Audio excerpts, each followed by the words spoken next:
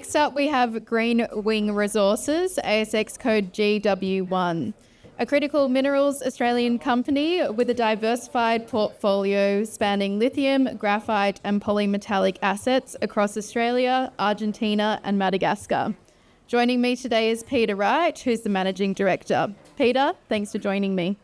Look, given the hour and given what I assume is, everyone's fourth or fifth drink, I thought I'd keep this pretty lighthearted, notwithstanding, given my own extensive experience attending lunches like this. So I'll keep it at a pretty high level and hope you retain some of the high level concepts of what I'm about to say. I'll start by thanking Jane, if she's over there in her team. You've been great to deal with over the last few weeks with Abby and Megan in particular. Really appreciate it. And my fellow presenters, there's some great presentations there. You start to understand your own limitations with some of these presentations. In particular, our friend from Mongolia is someone who's failing to progress too far with my Spanish and Madagascan. Ganorchi, that was very impressive to give a presentation in a second language. Well done. I've always found I've been coming to Perth for a very long time. I was a corporate advisor in 2010 to Altura, when the lithium market was 500,000 tonnes, and myself and Paul Mantell, had to give a Freedom of Information request to the West Australian government to work out what the royalties were being paid by Greenbushes and Backsole for the spodumene concentrate price. It was $320 a tonne. So look, I've always found if you come to Western Australia and you find the time to cross the Nullarbor, they'll find the time for you. And coming from Queensland, I've always found a really good audience here. We're very similar people. We love our sport, we love our outdoors, we love the weather. We make disproportionate contributions to national sporting teams and, frankly, national accounts as well. So, look, I stand before you as the MD of a company of only $20 million market cap. We have 3 really interesting projects, all with their own unique pathway in front of them. All have really well developed and I think about to enjoy a pretty interesting tailwind from the improvement in critical minerals prices in particular. The core business is critical minerals. We have the San Jorge lithium project in Argentina. We've got 1 million tonnes there. It's our own project. We own 100% of the salar. To convey why that's important, if you look at the drinks in front of you, there's one straw in the glass. That's 100% ownership of the salar. Most of the salars and the fragmented ownership in Argentina, there's 5 or 6 straws all sucking on the same bit of water. We've got the only straw. We also have 36,000 hectares around the salar, so we have the table that the glass is on as well. In Madagascar, we built and operated a graphite mine, which was hard, but we did it. We produced everything from super jumbo flake concentrates through to fine flake graphite. We qualified, and we're still qualified into the US, into the EU. You don't have to qualify into India, but we sold concentrates into India, China and Japan. We spent the best part of $20 million building that mine and operating it up to the outbreak of COVID.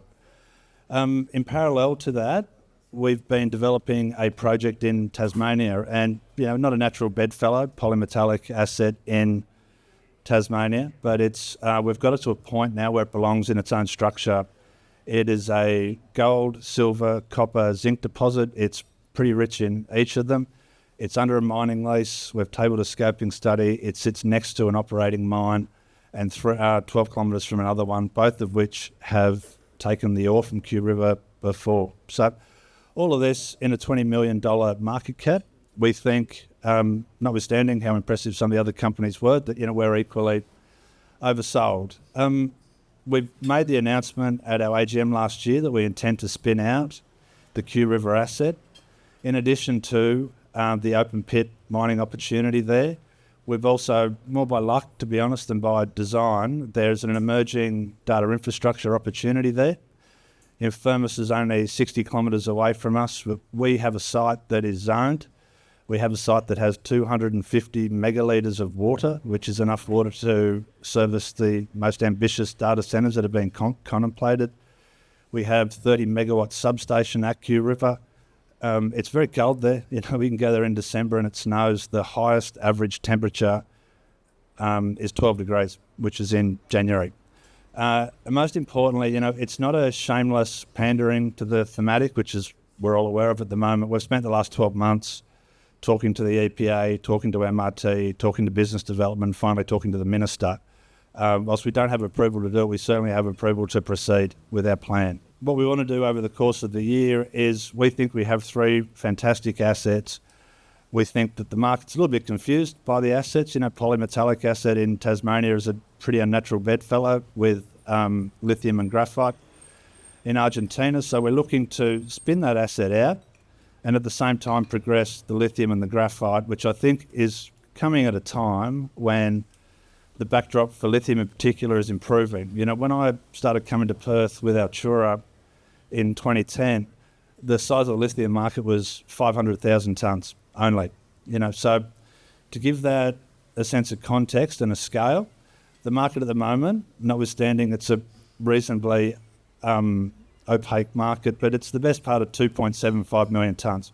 So for all the excitement and mayhem of the last 15 years, the market's added 2.25 million tonnes only. The low-end estimates for 2030, we have to be at 7.5 billion tonnes. Now, I think it's hard to see how we're going to add 5 million tonnes in 4 years when we've added 2.2 in the last 15. I think that leaves us very well placed with San Jorge in particular. There are 23 salars only in the Lithium Triangle. We have one of them. There are 4 companies globally that have 100% ownership of one salar. We've got one of them. We've got 1 million tonnes. We didn't get all the work we wanted to do before the well-publicised lithium winter that's seen lithium go from $90,000 to $6,000 a tonne. We're back at, I think, $23,000 this morning, but we're a long, long way short of $90,000 a tonne. Not only have we got 1 million tonnes there, we've articulated a really interesting pathway forward. We've only scratched the surface there. We drilled 6 holes. We've got 1 million tonnes at 200 parts per million. We've yet to drill the salar. The follow-up surface work that we've done has the salar extending to the extent of the western and northern boundaries of the deposit. The salar's going from holes 4 and 5 were our best holes. We drilled to 350 and 400 metres each. The follow-up surface work we've done has the salar extending down to about 1,100 metres on the western edge of the boundary. So we want to ultimately get back to drilling there. Clearly we're a bit capital constrained at a $20 million market cap, but it's my view that having been in the lithium market for 15 or 16 years, it's the same behaviour that repeats. The first iteration of the lithium bull market was 2010 to about 2016. And having been around for that and having had Pilgangoora, which we discovered at Altura, it's now the beating heart of Pilbara Minerals, which is another story. But, it was battery makers, it was CATL. We did an offtake deal with a group called Optimum Nano, and their concern was, as it rightfully should have been, that without lithium, and there's only, as I said, 2.75 million tonnes of it a year. It sounds like a lot, it's not. Iron ore is 2 billion tonnes. All manner of businesses have totally redundant businesses. You can't power a Tesla car without lithium. You can't make calls on your phone without lithium. You can't make consumer electronics without lithium, nor graphite for that matter, which we've also got. But the second iteration was automotive companies who realised the same thing. The third iteration, which I think is just beginning, is actually going to be sovereign states, be it the US, who've just signed a Critical Minerals Act with Argentina, be it India, be it China, be it Korea, be it Japan, all who have classified lithium and graphite as critical minerals. What they're beginning to wake up to is vast swathes of their economy are pretty redundant without lithium and graphite, and they just don't have the supply. And obviously I'm biased and maybe hopelessly optimistic, but I just don't see in 27, 28, 29 and 30 how the lithium market's balanced. I think when people's focus returns to buying lithium assets, they're going to look at the Lithium Triangle. They're going to see that there's Galan, there's Lakes, and there's Greenwing, and that's it. Everything else has been bought. Everything else is owned by majors. I think with a $20 million market cap, that puts us in a great position. We've done a lot of work there. This year we're looking to do a scoping study and articulate the pathway forward there. We'd ultimately like to get back to drilling. The $20 million market cap, it is of limited appeal to sort of go and raise $7 or $8 million and dramatically expand our equity base. In Graphmada, we are we're a company of mining people. You know, we build mines. James Brown's our chairman. He's been the MD of Sayona. He's the MD of Altura. You know, he was operating the Sayona mine in North Canada. I was part of the team that did the due diligence on that back in 2016. Yeah, we're mining people. We built the Graphmada Graphite mine. We operated it for 2 years. We had an unblemished sales record. We qualified into the EU. We qualified into the US. We qualified into Japan. We sold everything from large and super jumbo flake concentrates without penalty or rejection, and anode material into all markets. You know, we look to get back there this year. We want to do a scoping study there for a dramatically expanded production base. For stage one, we did 45% large flake and above, which is a pretty reasonably impressive outcome. You know, Sire and others get to about 6 or 7.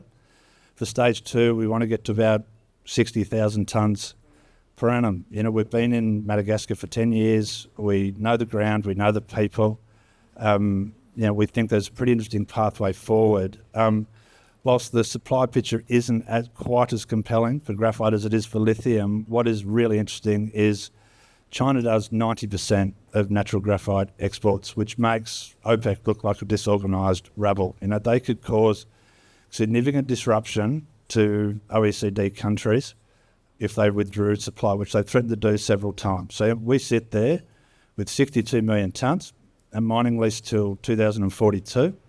The asset sits 3 kilometres off the national highway in name only, 100 kilometres from the country's only deep water port, and a record of production and existing qualification into the EU, Japan and the US, all of which are classifying graphite, both large flake and small flake, as a critical mineral. So that's the critical minerals business. In addition to that, we've done a lot of work at Q River over the last 3 years. It's not a core competency, polymetallics in Tasmania. So I took over the running of the company in May 2023. Am I running out of time? Okay, sorry. Look, I will wrap up there. I'll just say that, you know, we are a company of miners. We believe in our projects. I'm the number 3 shareholder. If you look at ASX filings, I'm a consistent buyer of companies. We have a great register. I grew up in a place called Dubbo, Western New South Wales. Our number 1 and number 4 shareholders are David Rook and Wes Mars, who are founders of Mars Group. Mars Group's just announced they've cashed in $1.7 billion. They're looking at data infrastructure. You know, so are we at Q River in Tasmania. But if I could just impress on you that, you know, we have 3 really compelling assets. We're a $20 million market cap. We like to think that we know what we're doing.